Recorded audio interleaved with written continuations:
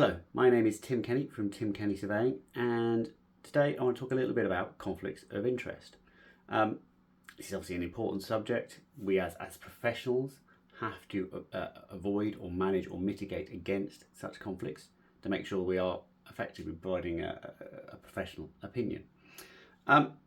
Before I go on, I just want to say this is not formal advice, this is not formal guidance, this is just my interpretation of a particular situation.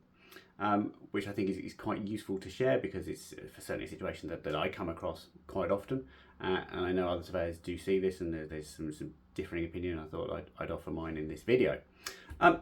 So that situation is where I, as a surveyor carrying out pre-purchase surveys, obviously instructed to carry out a survey for a buyer of a property, and then the seller of that property instructs me to carry out a survey on a subsequent purchase for them.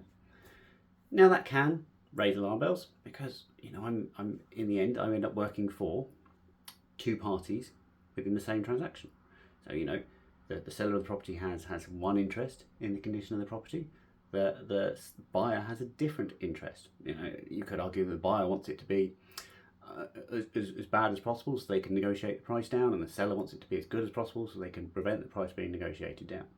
Obviously, not all surveys relate to a reduction in price, and quite often you get buyers that aren't really bothered about that side of it. But there is a potential for a conflict in that situation, and that's true.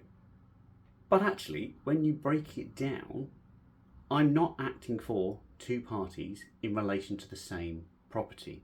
Okay, I haven't been instructed to provide an opinion on the same property by two separate parties who have conflicting interests. Okay?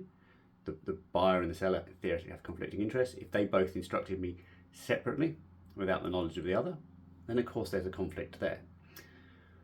But I'm not being asked to do that. I'm being asked to provide an opinion on two separate properties. In effect, I'm being asked to provide an opinion on two separate properties from unrelated clients. The clients are not, if perhaps if that client if there were two property people swapping properties, that might be a conflict. But if they're buying an unrelated property from a further unrelated seller, then there's no conflict. There's nothing within that chain that would put pressure on me or would be perceived to put pressure on me as the professional to provide anything less than my best professional opinion on those individual properties. So in effect, there is no conflict. Of course, it has to be managed correctly. So in this case, the key is making sure that all parties are aware that you have been instructed. And to be fair, if I were to make both parties aware and one party were to have an issue with that, and that's fine if that's what they do, then of course I would probably turn down the later instruction. Whichever instruction came in first, that's the one that I would proceed with, and I would turn down the later instruction. Because God, it's not just about the kind of technical, I know this is definitely not a conflict, so I'm fine.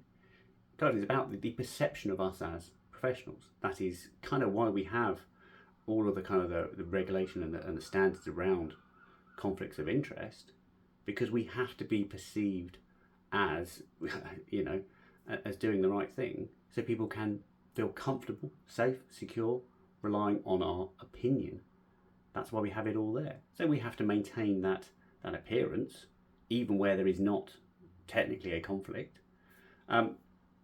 But in this situation, there's not a conflict, and if everyone's happy, there's nothing to stop you or I, as a surveyor, going ahead with both those instructions.